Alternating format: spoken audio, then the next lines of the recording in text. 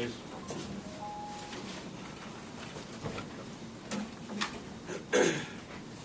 Well, you told everybody.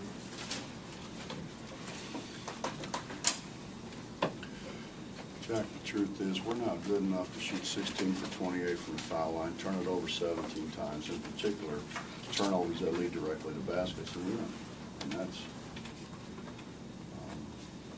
I told them at halftime that they were going to come out and really compete. They made a run in the NIT a year ago by making second half comebacks, and we just, we let them right back in the game.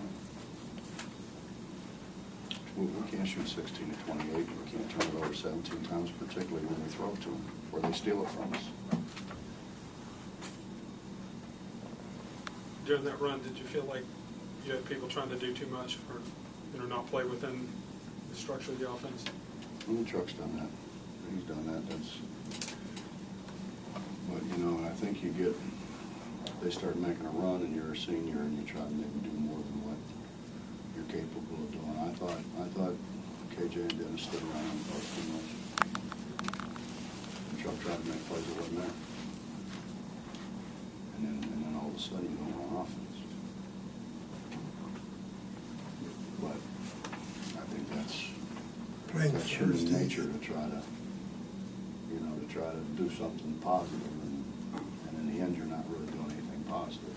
But it's human nature, to try to make a play. When a lot of times plays aren't there. But the truth is, how many shots we missed in the paint? We missed a ton of shots in the paint. Dennis gets a big time rebound and then goes to the other side where there's nobody there and misses a layup. We can't overcome those things. We're not good enough. We shoot 2 for 12 from 3. We're just not good enough to overcome those things. I'm sorry, Mick. Coach, you don't have much time just to work on, try to correct these mistakes playing Thursday night, do you? No, we'll fix it. It's like, I think I told you last week or whenever it was, I just can't fix everything at once, I told you I'd fix the rebounding, and we put a much greater emphasis on rebounding the basketball, and we out-rebounded 46 to 31, and that's a good team, and they got good athletes. We got to turn them over. We've done that too. We're going to have to fix that.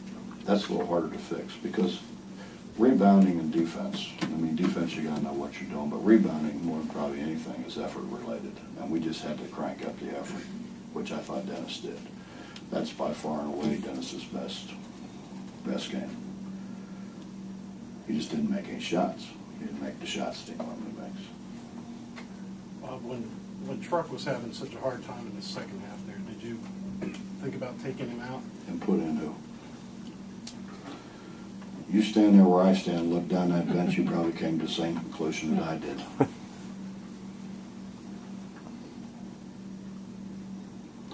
As good as Gary Brown was against Oral Roberts, he wasn't today. And we say, well, he's a freshman, and what I said to them in there was, are you freshmen or are you players? We played Truck, KJ, and Dev, and they were players.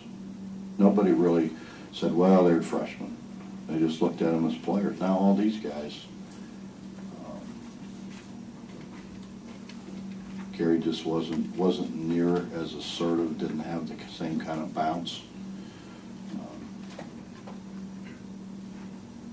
And you can't blame it on being a freshman. I guess we can, but we're gonna have a really bad year if we do that.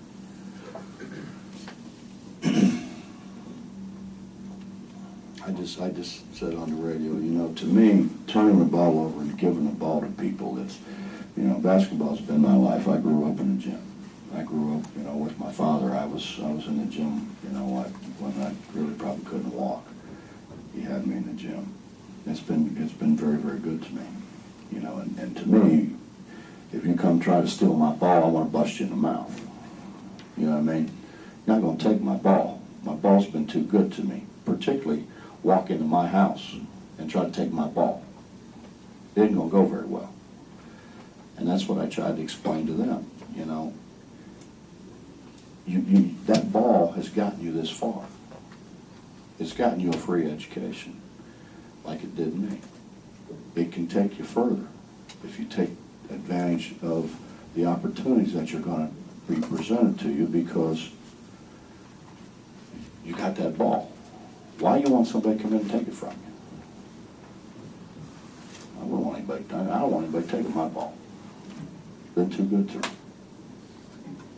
And that's, you know, I mean, it's maybe an oversimplification, but that's the way you gotta look at it. You know, you just we got a side out of bounds, and we don't even go get the ball. We just stand there, they throw the ball, and they run through it and score. I mean, that to me is just, I don't understand that. I don't get that. You guys saw Darius Nichols for a long time, that never happened. You saw Joe Missoula, and that never happened. Now, Missoula throw it around some, but, I mean, he'd go get the ball.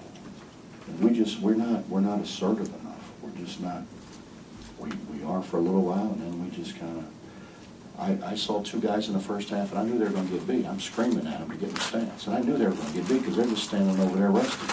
Sure enough, they get beat. And then we got another guy standing in the corner, and he's resting, and I'm screaming at him as loud as I can scream at him, getting the stance. And sure enough, they shoot an air ball, and his guy runs in and gets it and scores. And the first thing I said to him the very first day that we all got together in August for those practices was, if you take a play off against good teams, they're going to expose you. So if you're tired, tell me you're tired.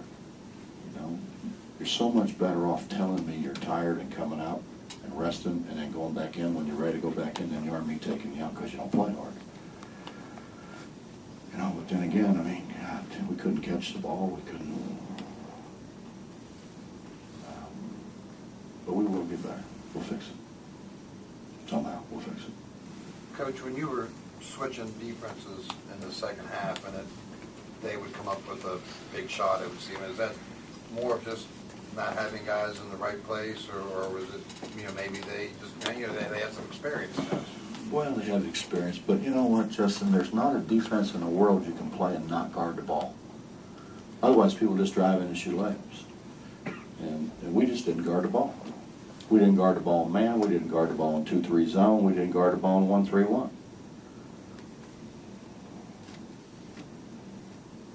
There's no option for not guarding the ball. When your guards stand out there and let them penetrate it into the lane, bad things are going to happen. Now your bigs have to help up. That puts their bigs inside of your bigs. That's when they got offensive rebounds.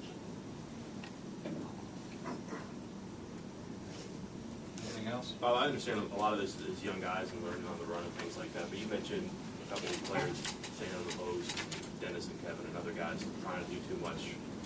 Is another part of this the older players learning, I don't know, how to weather some of those lulls with the younger guys and how to play with them? It's hard to play 3-on-5. Right, yeah. We'd be pretty good in a 3-on-3 game, I think.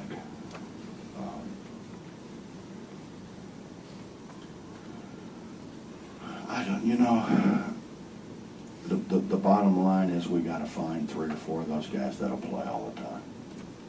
3 or 4 of those guys that won't take plays off. 3 or 4 of those guys that'll say, hey, I'm tired, give me a blow.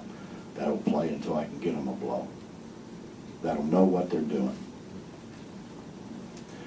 We're 16 for 28. I took 2 freshmen out. Here's KJ and Dennis really did try today.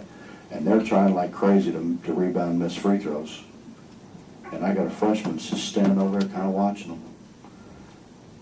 And see, to me that's inexcusable because that's lack of effort. We're going to do some dumb stuff because we just don't know. We're going to make some bad plays. But our effort shouldn't change. And, you know, they're going to look at this and say, well, we out-rebounded them. No, you didn't. Dennis and KJ did. Dennis and KJ got 33 of our 46. It'd be nice if somebody else helped us. AB had 4 in the first half, didn't get 1 in the second half. It'd be nice if somebody else helped. Thanks, Coach. You're welcome.